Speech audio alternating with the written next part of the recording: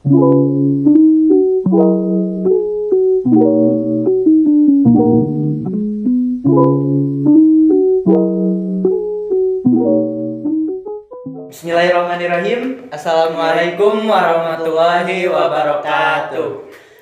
Selamat sore teman-teman semua. Perkenalkan, nama saya Kikin Hidayatullah dan rekan saya Ramdan Taufik Hidayat. Oke, pada kesempatan kali ini kita sedang berada di acara Ngopi Eksyar. Ya, di mana Ngopi Eksyar ini bukan program baru ya. Jadi emang program yang di-merger oleh himpunan, di mana kita ini akan membahas tentang koperasi, ekonomi, dan kewirausahaan gitu.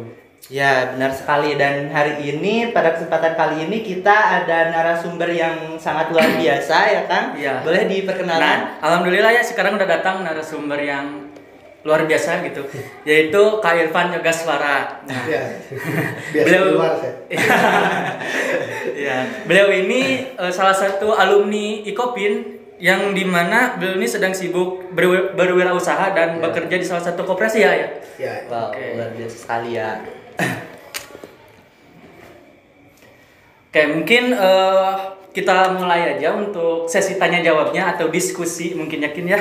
Yep. Oke, kita sudah ada pertanyaan nih, A. Nah, Oh gitu. Ya. Ini acara apa tuh? Ngopi Eksyar. Eksyar. Kopinya mana? Itu. Ya. Oke. Untuk yang pertama gini, A. Gimana sih cara mengembangkan ekonomi dengan sistem syariah di kalangan remaja? Karena kan untuk saat ini gitu, A, menurut Ramdan, kata syariah itu sudah mulai dilupakan gitu di kalangan remaja. Jadi mungkin menurut AA nih, gimana sih cara mengembangkannya gitu, A? Kalau cara mengembangkan dalam remaja itu ya, kalau menurut saya sendiri sih lebih baik dibangun dari keluarganya dulu gitu, dari orang tuanya dulu. Jadi ini harus banyak stakeholder yang berperan. Sebelum keluarga juga pemerintah harus punya program untuk mencanangkan pengembangan ekonomi syariah di kalangan remaja ini. Misalkan ada event atau festival yang menyenangkan, misalkan konser dan dibaur dengan ekonomi syariah ini kan. Rata-rata kan remaja kita itu masalahnya banyak ya. Iya. Umat pengen banyak hiburan gitu. Kalau dibangun dengan konser atau konser amal dengan ya yang disukai gitu ya. Misalkan ngedatangin penyanyi-penyanyi nasional kayak Opi gitu, kayak Nisa Sabian ya yang terkenal gitu. Pasti mungkin akan tertarik. Nah, nanti diselipin juga di sana materi-materi tentang ekonomi syariah. Jadi dibangun dulu apa sih kelebihan ekonomi syariah ini, terus juga apa sih akibatnya kalau nggak menggunakan ekonomi syariah gitu. Jadi itu lebih efektif sih. Jadi kita ajak dulu event yang berbau festival atau semacamnya gitu, biar menarik datang gitu para remaja itu ke suatu tempat. Nah, nanti diselipin juga materi-materi tentang ekonomi syariah dan kelebihannya gitu.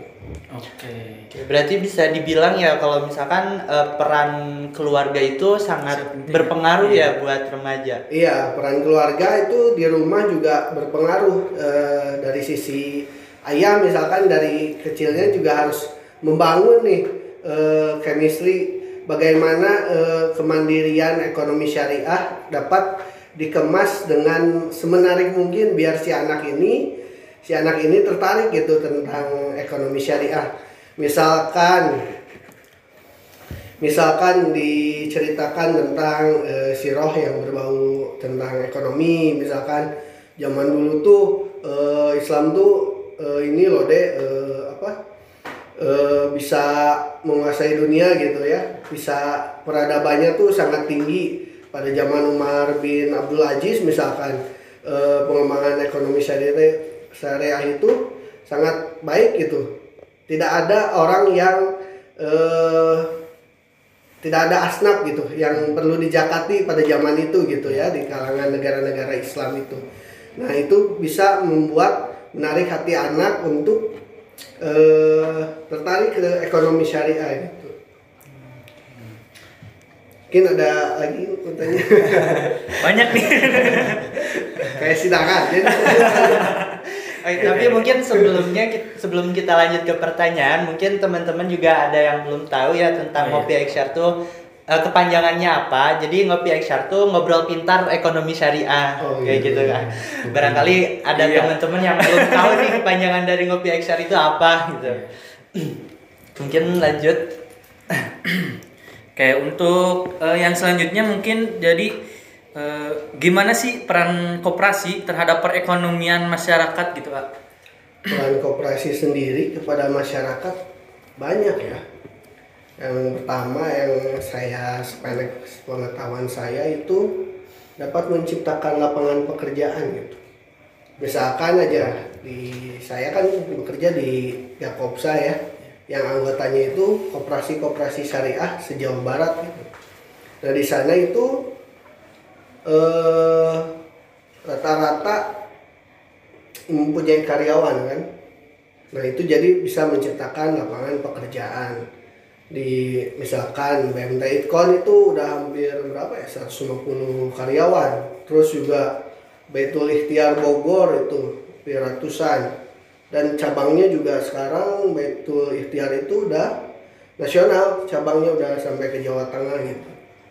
Itu bisa menciptakan lapangan pekerjaan. Terus dari sisi anggota gitu ya, di masyarakat itu bisa mendapatkan edukasi tentang keuangan, bagaimana merencanakan keuangan, terus bagaimana juga memfasilitasi pembiayaan biar naik kelas gitu, biar sejahtera, naik kelas usahanya, terus bisa mendapatkan cuan lah, mendapatkan cuan yang banyak, terus dapat menghidupi kebutuhan keluarganya gitu, bahkan bisa membantu mempekerjakan lagi orang gitu dengan koperasi. Jadi emang penting banget ya koperasi di perekonomian saat ini tuh. Koperasi sangat penting karena itu merupakan sosok guru perekonomian di Indonesia ya, yang dicanangkan oleh Bung Hatta. Kemudian juga koperasi itu demokratis gitu dalam perekonomian dan kekeluargaan gitu. Jadi hasil dari pengembangan usaha koperasi itu ditentukan oleh rapat anggota. Jadi semua anggota itu dilibatkan dalam pengambilan keputusan untuk pengembangan usaha dan juga di operasionalnya gitu. Mungkin kalau boleh tahu nih Kak, kan sekarang tuh perkembangan ekonomi udah mulai berkembang pesat ya. Nah, gimana sih caranya koperasi supaya bisa bertahan di segmentasi pasar ekonomi yang begitu ketat gitu? Persaingan ya? Iya, di persaingan. Competitive advantage ya? Iya. Sebenarnya koperasi dalam persaingan usaha itu sudah harusnya bisa bertahan ya, karena si user itu sekalian owner gitu, si anggota itu adalah pemilik dari usahanya sendiri, jadi kebutuhannya itu bisa disesuaikan dengan pengembangan usaha yang dibutuhkan oleh anggota, jadi bisa bertahan terus sebenarnya gitu.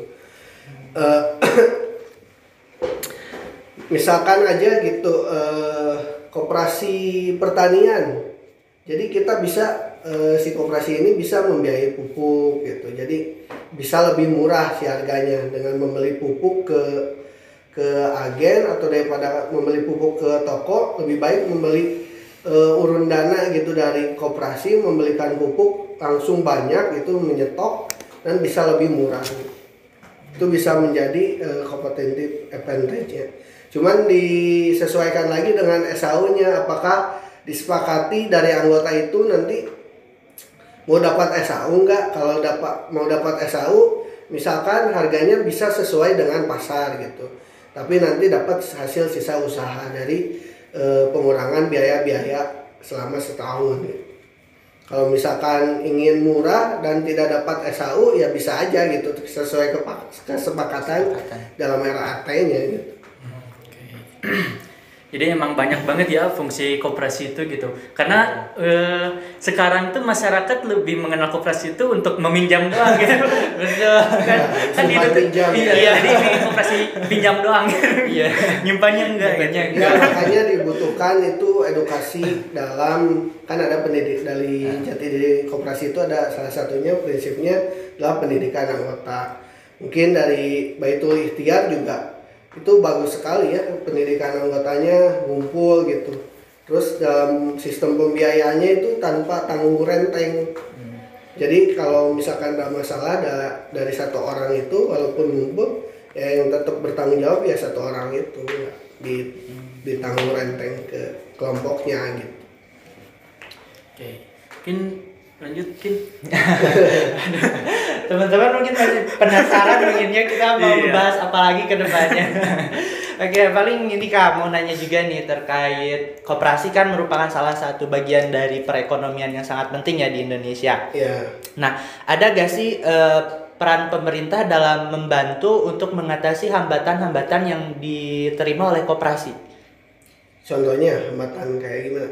Ya, permodalan gitu. Iya, contohnya seperti itu. Ya pemerintah sangat sangat membantu dalam peran koperasi ini ya, terutama di bidang dari Kementerian Koperasi dan UMKM. Sependek pengetahuan saya ada namanya divisi LPDB di kementerian itu.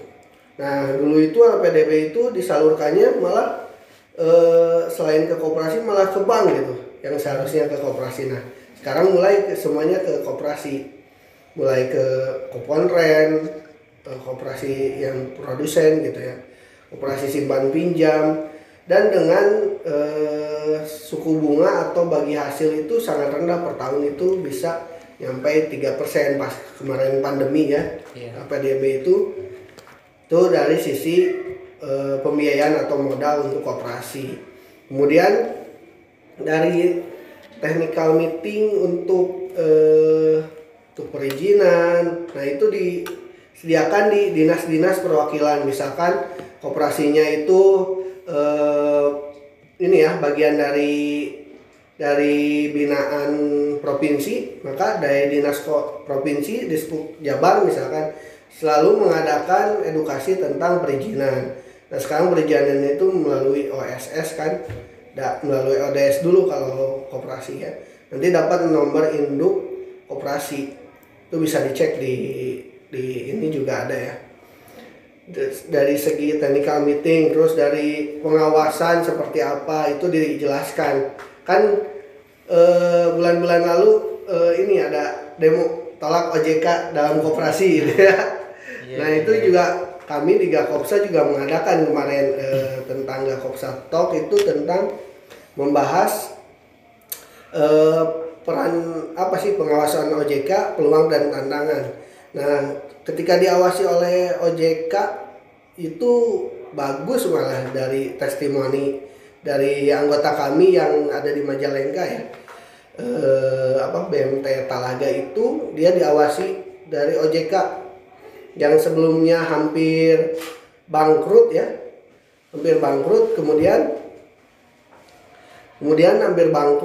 kemudian dia diawasi oleh OJK. Jadi si OJK-nya itu seperti jadi mentornya gitu, malah jadi seperti mentornya. Kemudian ketika jadi mentornya, ini nih ada sisi yang kurang dari sisi keuangan, ini jadi PR ya, sampai kapan nih bisa diperbaiki gitu. Dari NPR-nya itu bisa.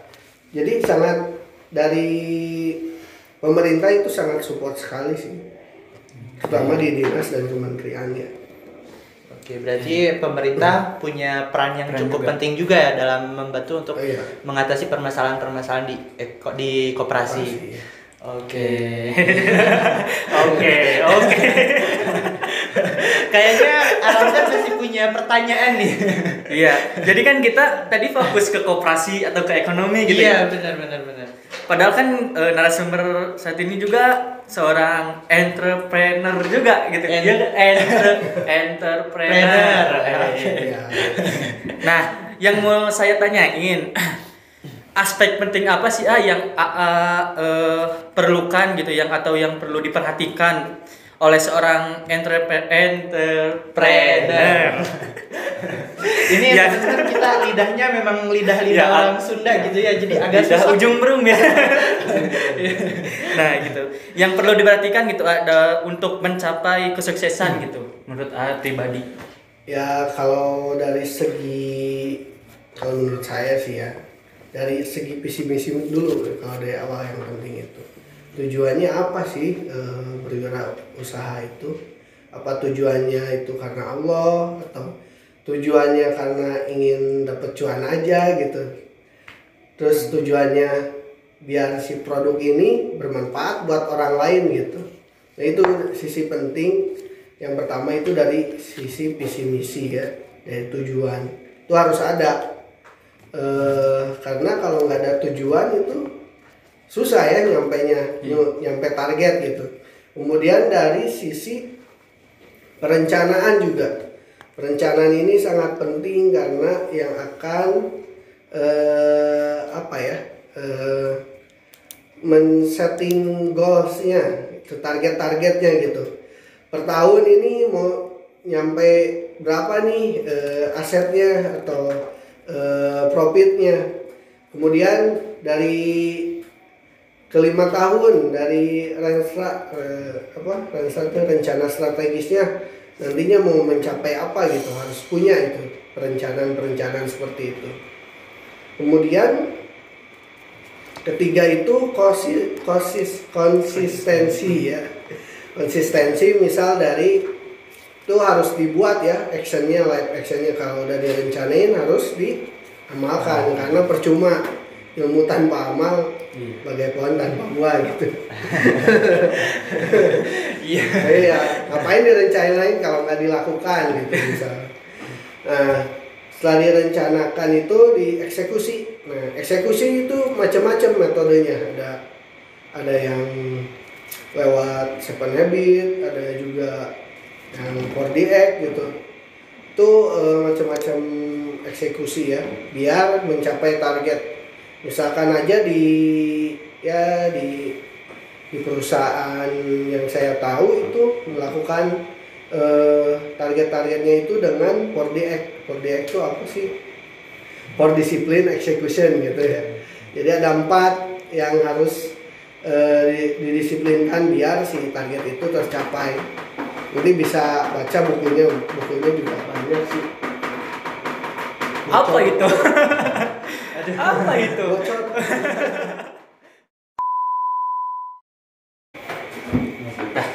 Lanjut. Nah, 4DX ini ya sangat berperan penting dalam hal eksekusi ya.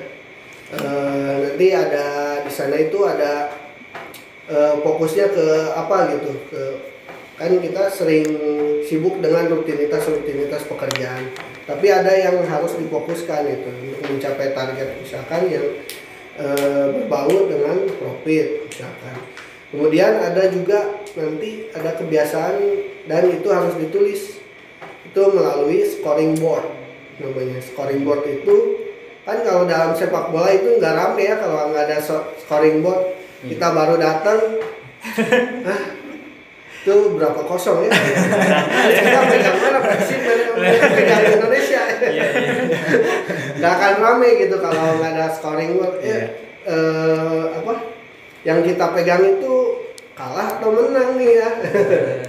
Kerjaan kita itu udah sesuai belum gitu, udah mencapai target belum, kebiasaan kita misalkan kalau marketing ya di 4DX ini kita harus ketemu misalkan 10 orang dalam sehari, itu harus tercapai targetnya.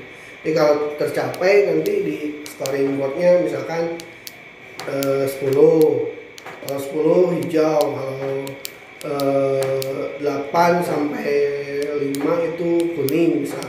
Nah dari 4 ke bawah itu merah gitu. Nah jadi itu kita bakal tahu gitu dalam eksekusi ini. Dan insya Allah kalau udah istiqomah melakukan scoring board ini, insya Allah nanti hasilnya juga menyesuaikan. Dan insya Allah target akan tercapai gitu. Itu hal-hal yang penting dalam melakukan suatu kewirausahaan. Berarti mental juga penting banget gitu ya. Mental iya. Tadi bicara konsistensi gitu. Mental itu emang perlu diperlukan gitu ya. Perlu ditebalkan gitu. Jangan sampai punya mental yang ada peribahasa mental tahu gitu ya. Jadi kena sentuh dikit langsung hancur. Iya, influencer media sosial juga kan ini konsisten bikin konten gitu di sosial media, di YouTube gitu. Nah, itu yang akan menghasilkan.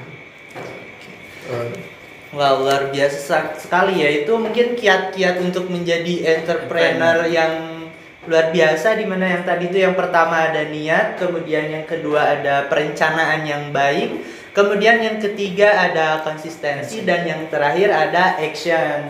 Nah, mungkin peran besarnya itu lebih kepada action mungkin ya, karena kan orang banyak yang punya pemikiran bagus tapi buat ngelakuinnya tuh kurang gitu. Ya, perencanaan itu diibaratkan action dikali perencanaan sama dengan hasil. Kalau nggak ada action itu bakal nol. Kalau actionnya nol ya hasilnya nol. Dan seimbang juga ya. Paling ini deh Kak, kan kalau misalkan kita nih pengen mau jadi entrepreneur, kan terkadang kita juga memerlukan modal yang nggak sedikit mungkin ya. Nah terus kadang-kadang juga orang kan mungkin suka ada yang minjem dana melalui kredit ke bank gitu. Nah itu ada gak sih cara supaya kita bisa melakukan peminjaman secara kredit atau transaksi kredit tapi yang gimana ya? Yang aman. Ya, bisa dibilang yang aman gitu, baik dari sisi agama ataupun hukum gitu. Kalau dilihat dari ciri-cirinya ya, kredit atau pembiayaan itu yang syariah itu kita bisa lihat dari yang pertama ketika survei gitu. Si orangnya minta uang nggak gitu, administrasi nggak gitu. Selain itu juga harus dicek dulu si lembaganya sih sebenarnya. Apa terdaftar di OJK atau di dinas, misalnya kalau koperasi kan lewat dinas atau lewat Kementerian Koperasi gitu. Kalau lembaga keuangan lain itu ditangani oleh OJK. Itu dicek dulu apakah ada daftarnya di OJK atau di dinas. Nah itu dari perizinan ya, perizinannya itu aman nggak? Kalau enggak berarti itu pinjol ilegal ya. Ntar sering-sering ditagih. Iya. Mahasiswa IPB juga kan ini ya. Kena tipu ya. Gara-gara pinjam ke itu ya, ke apa? Pinjaman online ya. Terus juga yang bikin aman itu dilihat ini punya apa ya, administrasinya itu kalau yang syariah ya, yang paling syariah itu harus memenuhi administrasinya itu harus real cost. Jadi kalau misalkan survei ada biaya gitu, biayanya itu harus disesuaikan, misalkan kena bensin cuma 10.000 gitu. Ada juga kan administrasi atau biaya provisi itu yang menggunakan fixed cost ya. Kalau menggunakan fixed cost itu juga sebenarnya nggak dilarang sih sama MUI, karena itu disesuaikan dengan operasional si lembaganya gitu. Misalkan dari pinjaman 5 juta misalkan kenanya 150.000, itu dari persentasenya itu udah berarti berapa tuh? Sekitar 3% ya. 3% itu masih diperbolehkan, cuma ditoleransi. Karena kalau nggak gitu si lembaga ekonomi syariah juga nggak akan berkembang, langsung terjun ke fixed cost. Tapi yang saya salut sih ada BPRS di Bogor itu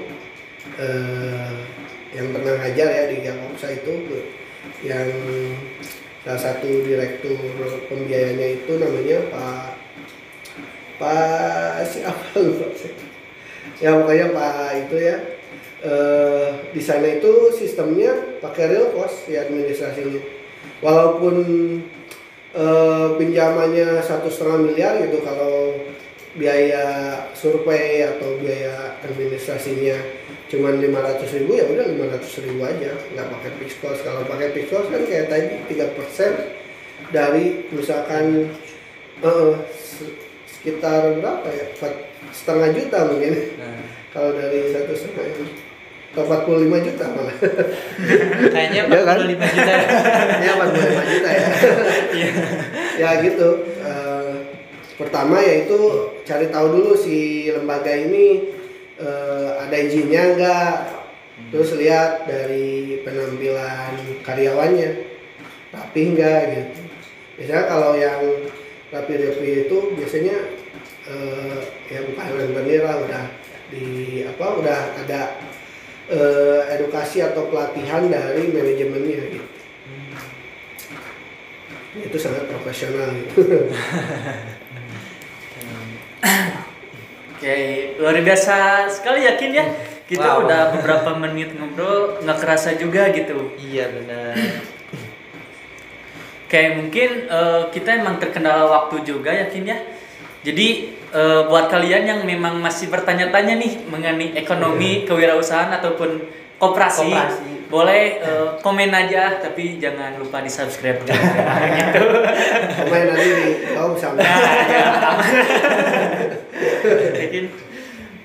Oke, mungkin cukup sampai di sini saja pembahasan kita kali ini. Buat teman-teman jangan lupa untuk share, like, dan juga subscribe channel YouTube kami.